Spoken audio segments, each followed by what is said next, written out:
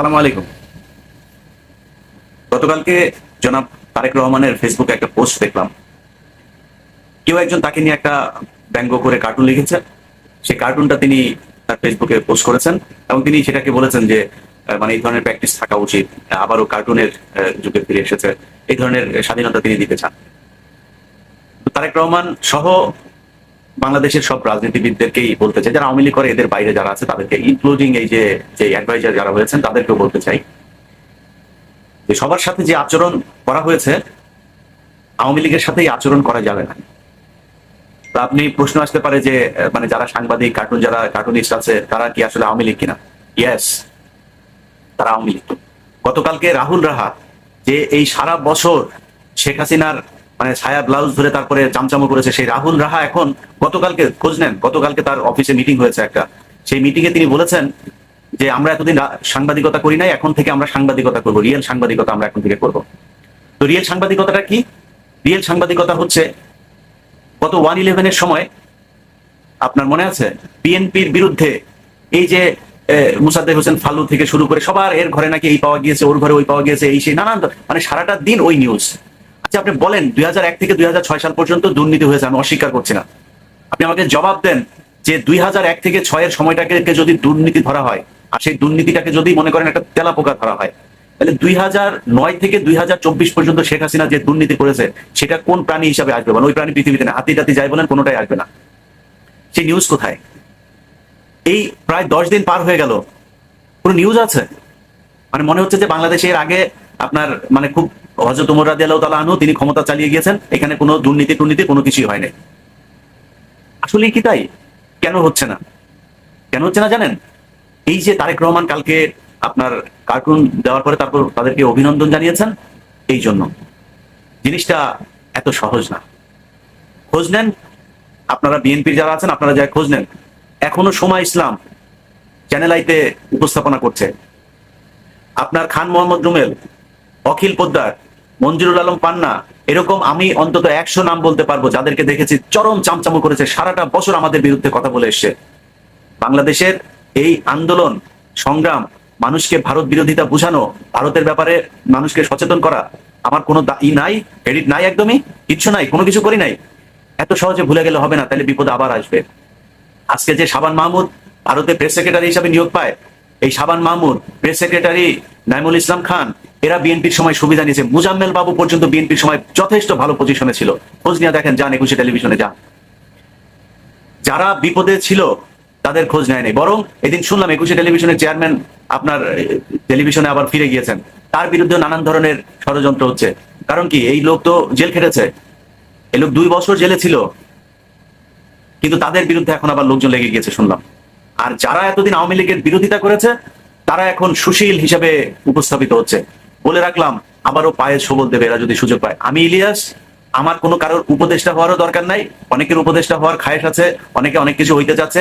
আমি ইলিয়াস যেদিন সরকার, এই সরকার কিংবা তারেক রহমানের সরকার থেকে যেদিন 1 টাকার সুবিধা আনতে যাব, সেদিন আমার বললেন যে আমি কে। যা মনে চায়, যেমন আমার সব চ্যানেল সব জায়গা থেকে সাবস্ক্রাইব করে চলে যান। এই কথা আপনাদেরকে আজ থেকে আরো 5 বছর আগে বলেছিলাম, ইলিয়াস কোনোদিন সুবিধা নেবেন। আজকেও বললাম, আল্লাহ যতদিন বাঁচায় রাখে ততদিন আমি আজকে যেখানে আছি আল্লাহ যেন সেই জায়গাতেই রাখেন। অতএব কোনো সুবিধা নেওয়ার জন্য বলছি না। একটা গণমাধ্যম বিশাল আকারে গুরুত্বপূর্ণ একটা বিষয়। একটা দেশের জনমত তৈরির ক্ষেত্রে আমি কিংবা কনক সারোয়ার কিংবা পিনাকির মতো এরকম ইউটিউব চ্যানেল যদি এত বিশাল ভূমিকা রাখতে পারে, দেশের মেইন স্ট্রিমের যে গণমাধ্যম সেগুলো বিরাট আকারের অবদান রাখতে পারে। যে কোনো সময় তারা দেশের পরিস্থিতি পাল্টে দেওয়ার ক্ষমতা রাখে যদি সবগুলো গণমাধ্যম একসাথে কাজ করে। আপনি কেমনে এগুলোকে সামাল দেবেন? সবাই তো তাদের টাকা পয়সায় চলেছে। এখনো শেখ হাসিনার কাছে যে পরিমাণে টাকা পয়সা আছে, আপনি ওই সাংবাদিককে টাকা দিয়ে, যে টাকা খায় তাকে টাকা দিয়ে আপনি খুশি করতে পারবেন? শেখ হাসিনা তাই বলবে $1 মিলিয়ন দিয়ে দেন এক একটা পত্রিকার টেলিভিশনের মালিককে, দ্যাটস ইট, সে তার মতো করে কাজ করবে। আপনি কি দিবেন ওই সাংবাদিককে? কিছু দিতে পারবেন না তো। অতএব যারা এখন এই মুহূর্তে এদেরকে এত সহজভাবে নিচ্ছেন এলাকা এলাকায়, আমার এলাকার কথাই জীবননগর চুয়াডাঙ্গা যেটা বললাম, যে তারা বিএনপির লোকজন এখন আওয়ামী লীগের লোকজন এখন বিএনপিতে যোগ দিচ্ছে এবং বিএনপির অনেক নেতা, বড় বড় নেতারা তাদেরকে ওয়েলকাম করছে, তাদেরকে ঢুকিয়ে নিচ্ছে। অন্য ছোট ছোট যারা এতদিন তাদের দ্বারা টর্চার হয়েছে তারা এখন কথা বলতে পারছে না। সব জায়গাতে একই অবস্থা হচ্ছে। আপনি সময় ইসলাম এগুলো এখনো টেলিভিশন চ্যানেলে যায়, ভাই ওই জায়গা আগে পরিষ্কার করেন। আপনি বলে রাখলাম, সময় টেলিভিশন এখনো পর্যন্ত প্রতিটা মুহূর্তে, ওই ইন্ডিয়াতে একটা রিপাবলিক টিভি আছে, তাদের মতো করে নিউজ করে যাচ্ছে।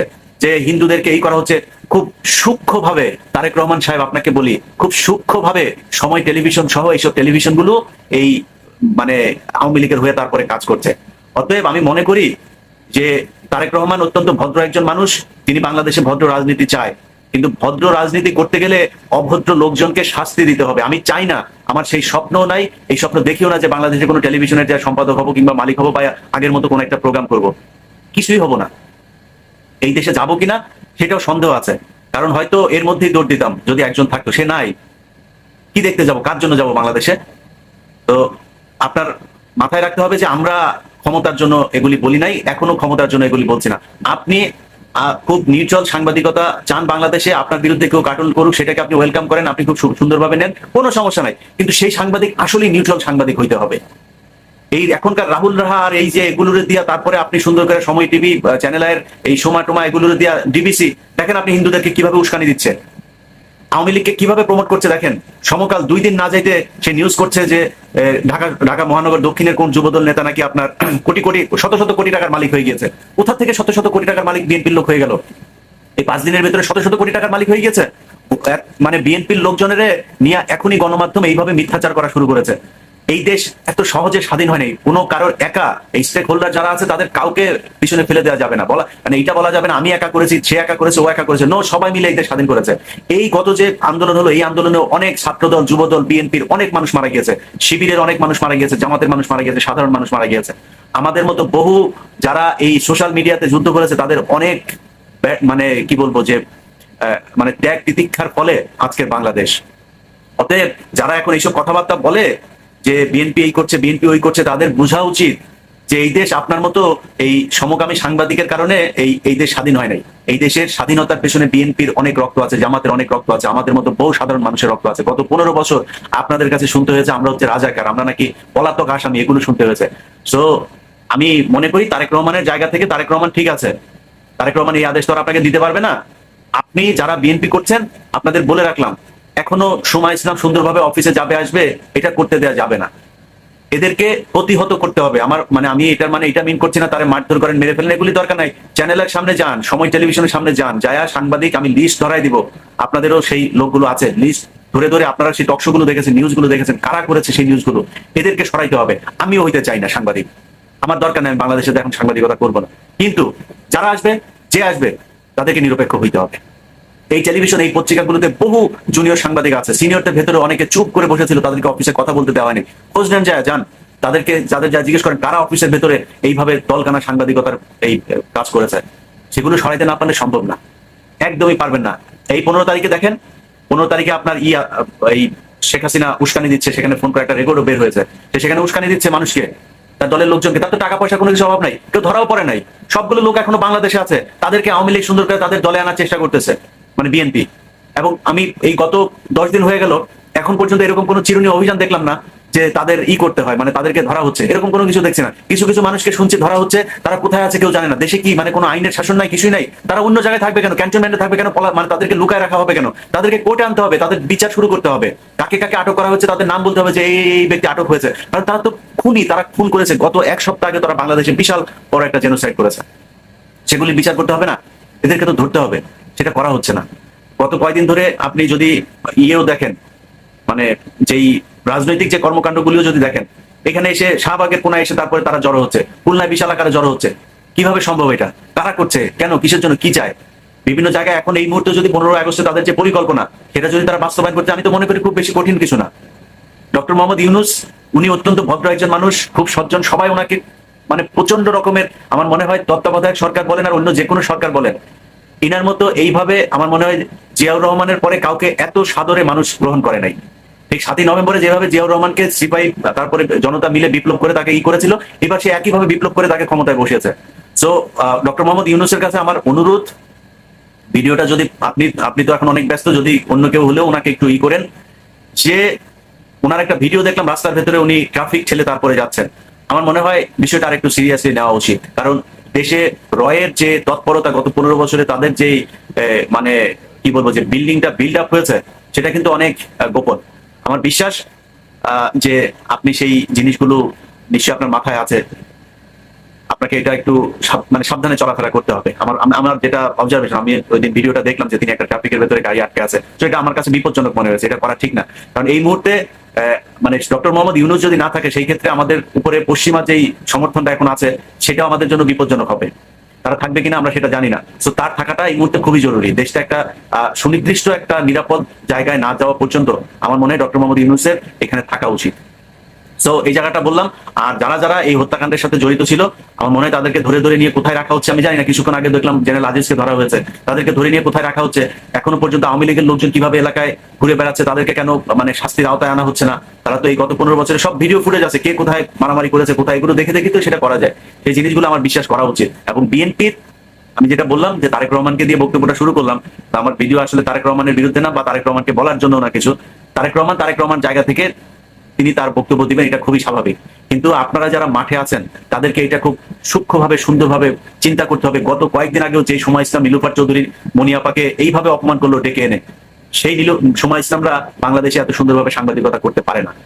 আমি ইলিয়াস যদি গত 15 বছরের মধ্যে যদি দেশে যাইতাম, আওয়ামী লীগ কি করতো? মাহমুদুর রহমান তাকে আদালতের ভেতরে কিভাবে রক্তাক্ত করেছে আপনাদের মনে নাই? আমাদেরকে তো আওয়ামী লীগ থাকতে দেয় নাই। দেশে গেলে কিভাবে মারতো, তাদের বিভিন্ন থ্রেড, ওপেনই থ্রেড করতো, কুচি কুচি করে তারপরে কাটবে। আমি কুচি কুচি করে কাটতে বলি না, কারোর গায়ে হাত তুলতে বলি না, কারোর উপরে আইন হাতে তুলে নিতে বলি না। কিন্তু ওই টেলিভিশন গুলোকে এই মেসেজ দিতে হবে। 50 জন 100 জন যায় সেখানে যায়, তাদেরকে বলতে হবে টেলিভিশন দখল করবো নাকি এগুলিদের সরাবি আগে। এই ছাড়া দেশে শান্তি আসা সম্ভব না। আপনি সব শেষ যদি হিন্দুদের, এই যে আওয়ামী লীগকে হিন্দুরা যেভাবে প্রতিস্থাপন করছে, হিন্দুদেরকে বলে রাখি ভাই আপনাদেরকে ভালোবাসি, আপনারা আপনাদের ধর্ম নিয়ে আমাদের কোনো চুলকানি নাই, আমরা চাই আপনারা ধর্ম পালন করে। মুসলমান কোনো মুসলিম কখনো অন্য ধর্মের মানুষকে জোর করে তার ধর্মান্তরিত কিংবা তার ধর্মের উপরে আঘাত আনতে পারে না, তার ধর্মীয় উপাসনালয় কখনো আক্রমণ করতে পারে না। যে করে আমি এটা নিন্দা জানাই। কিন্তু আপনারা এখন এই যে আপনাদের ব্যানারে যেগুলো করছেন, জুয়েল আইস নামে একটা ছেলে আছে চিটাগাঙে বাড়ি, এতদিন ধরে তারা এই যে চন্দ্রনাথ পাহাড় সহ বিভিন্ন জায়গায় তারা মুসলমানদেরকে যাইতে দেয় নাই। তারা চট্টগ্রামের বিভিন্ন এলাকা দখল করেছে, চরম বেয়াদবি করেছে এগুলো। তারা এখনো ভারতের বিভিন্ন টেলিভিশনে তারা বক্তব্য দিচ্ছে। এই জুয়েল আইস সহ যেগুলি, গোবিন্দ প্রামাণিক যে বাংলাদেশ বিক্রি করে ফেলতে চেয়েছিল, যে বাংলাদেশকে অখণ্ড ভারত বানাতে চেয়েছিল, এরা এখন আবার নরম সুরে বক্তব্য দিচ্ছে। সো এই হিপোক্রেট মুনাফিক যেগুলো আছে তাদের ব্যাপারে সাবধান হইতে হবে। তাদের ব্যাপারে সাবধান না হয় তাদেরকে বাঙালি বহুত কিউট জাতি, এরা সুন্দর করে রাতারাতি নিজের খোলস পাল্টাইতে পারে। সময় ইসলামের অবস্থাটা দেখেন না এখন সে বলছে 15 বছরে দেশ যে ধ্বংস। আমি গত 2 দিন আগে একটা টক শো শুনলাম, এই যে দেশ ধ্বংস করে গেল আওয়ামী লীগ, এটা তো করতে হবে। হ্যাঁ, এটা এত ইজি না। আপনার মনে করার কোনো কারণ নাই যে এরা যেটা বলছে ওদের ভেতরে সেটা খুব কষ্ট নিয়ে। সময় ইসলামের মুখের এক্সপ্রেশন দেখবেন, এখন আজ থেকে 10 দিন আগের এক্সপ্রেশন দেখবেন, এক ছিল না। খুব কষ্টে এখন এগুলো করতেছে। এরা সময় পেলে আবারও আপনাদেরকে করবে। এই জায়গাগুলো আমার মনে হয় ঠিক করা উচিত। এই জায়গা ঠিক না করলে সামনে ভবিষ্যৎ 15ই আগস্টেই কি হয় সেটা খুব বলা জরুরি, মানে বলার মতো অবস্থা আমার মনে হয় মানে অসম্ভব। আর 15ই আগস্টে তারা হিন্দুদের সাথে নিয়ে তারপরে এই ওদের তো আব্বা তো মারা গিয়েছিল সেদিন, তো ওই আব্বাকে নিয়েও একটু ইমোশনাল তৈরি করার চেষ্টা করবে। আর পত্রিকা টেলিভিশন গুলো হঠাৎ করে আপনার করছে, আবার জাতীয় শোক দিবস সেটাও চেঞ্জ করা হচ্ছে না। এটা তো মানে খুবই ভয়ঙ্কর জিনিস। মানে এদেরকে যদি আবারও এইভাবে সুযোগ দেওয়া হয়, তাহলে আপনি মনে করেন তারা কি করবে? টেলিভিশন পত্রিকাগুলোতে অল্প অল্প অল্প অল্প করে এখন নিউজ করা হচ্ছে যে গণভবনে এই যে কি অমানুষের মতো অমানবিক কাজ করা হলো, সংসদ ভবনে তাদের সংসদ ভেঙে ফেলা হয়েছে, সংসদের ভেতরে চেয়ার টেয়ারের উপরে দাঁড়িয়ে একজন সিগারেট খাচ্ছে, এই সে বিশাল আকারের সমস্যা। আরে বেটা, ওই সংসদে তো নর্তকীরা নাচতো, ওই সংসদে বসে যত ধরনের আকাম কুকাম সব করতো। এই যে এই ময়মনসিংহের এমপি মুরাদ, তারপরে আরো বহু এমপি আছে, মানে আওয়ামী লীগের তো মোটামুটি 99% এগুলি সব মাগিবাজ। এই মাগিবাজরা এখানে বসে দেশ চালাইতো। আবার ওইখানে নর্তকী এই 300 টাকার জিনিস মমতাজ এখানে নাচ গান করতো। ওটা তো এমনি ভাঙা ফেলা উচিত। নতুন করে দুধ টুধ দিয়ে ধুয়া তারপরে আবার শুরু করতে হবে। গণভবন, এটা বাংলাদেশের 18 কোটি মানুষ, 16 কোটি মুসলমানকে এই গত 15 বছর নির্যাতন করেছে। আপনি কিভাবে চিন্তা করেন যে ওই গণভবনে মানুষ যায় তারপরে মানে আরামে থাকতে দিবে তাদেরকে? ওদেরকে তো পায় নাই। ভাঙচুর যেটা করেছে গণভবনে তো আগুন লাগাই দিত। আমার যা ধারণা, পাবলিকের যে অবস্থা ছিল অন্য জায়গায় আগুন লাগিয়েছে, ওইখানে লাগাই নাই কেন, এটা আমি আশ্চর্য হই। কারণ এই মানুষগুলো যারা এসেছিল ওই দিন, ওরা কি আপনার মনে হয় ওই 150 টাকার হাঁস আর শেখ হাসিনার ব্লাউজ ব্রাটরা পেন্টি টেন্টি এগুলো নিতে আসছিল? আপনার মনে হয় এটা এত ফানি না? এই মানুষগুলো রাস্তায় ওই দিন এসেছিল গুলি খাওয়ার জন্য। তারা জানে তার আগে শেখ হাসিনা কি করেছে। একটা সিদ্ধান্ত যদি এই দিক ওইদিক হইতো, তাহলে ওই দিন বাংলাদেশের রক্তের বন্যা বয়ে যেত। সো আপনারা যারা সুশীল টেলিভিশনে বসে বসে এতদিন শেখ হাসিনার পেন্টি ধুয়া দিচ্ছেন, তারা এখন আপনি মানে লেসপেন্সারগিরি করছেন। আপনি বলছেন এই গণভবনে, সংসদ ভবনে এ কোন বাংলাদেশ, এই সেই। তুই কে রে বেটা? তুই এটা বলার কে? যারা ওই দিন আন্দোলনে এসেছিল তারা ওই দিন শেখ হাসিনারে পাইলে ওইখানে যদি ওরা আকাম করে মারাও ফেলতো না, তাও আমি দোষ দিতাম না। শেখ হাসিনারা যদিও করতো না গন্ধ জিনিস, এটা করতো না, কিন্তু যদি ইয়াং হইতো, যদি পোলাপান করতো, ওরে পাওয়ার পরে বললো, আমি এটা খুব খারাপ কিছু মনে করতাম না। কারণ কি জানেন? কারণ এরা ওই দিন মরতে এসেছিল। আমি আর আপনি ওইখানে মরতে জানি। আপনি যে বালের সুশীল এখন সুশীলগিরি দেখাইতেছেন না, আপনি রাস্তায় নামেন নাই। প্রোফাইল পিকচার লাল কইরা তারপরে আপনি রাতারাতি মুক্তিযোদ্ধা সাজিয়ে গেছেন। ওই 71-এ আপনার মেজর জলিল লিখে গেছে কিভাবে আওয়ামী লীগ মানে 16 ডিসেম্বরে সব মুক্তিযুদ্ধ হয়ে গেল। ওইভাবে এখন নতুন নতুন কিছু মুক্তিযুদ্ধ হয়েছে যারা এই আশপাশেও যায়নি। তো এই মুক্তিযোদ্ধাদের থেকে দেশ বাঁচাইতে হবে। আমি মনে করি যে কোন দল না, যে যে যে চামচামু করেছে, যে কোনো দলের পক্ষ হয়ে কথা বলেছে, কাউকে না, নিউট্রাল মানুষ আসুক, যারা আসলে নিরপেক্ষ, যারা আসলে এই কয়েক বছর ধরে সরকারের বিরুদ্ধে কথা বলেছে, তারা আসুক। ওই যে আপনার ইউটিউবে কথা বলে আরেকজন, কি বলে ওনার নাম, ডক্টর জাহেদুর রহমান সম্ভবত। তো এই জাহেদ ভাই, উনি জাহেদ টেক নামে যে ইউটিউব চ্যানেল আছে, ওনারা তো সরকারের বিরুদ্ধে কথা বলছে, ওনাদেরকে নিয়ে বসান। যারা এতদিন সরকারের বিরুদ্ধে কথা বলছে, মানে অনিয়ম অপরাধের বিরুদ্ধে কথা বলছে নিরপেক্ষ জায়গায় থেকে, তাদেরকে নিয়ে টেলিভিশন গুলোতে বসান। নুরুল কবির ভাইকে দায়িত্ব দেন যে কারা কারা চামচামি করেছে, নুরুল কবির ভাই বসাক কোথায় কোথায় করতেন। প্রয়োজনে নুরুল কবির ভাইয়ের হাতে 3টা 4টা 5টা টেলিভিশন পত্রিকা দিয়ে দেন। এই ধরনের মানুষ কি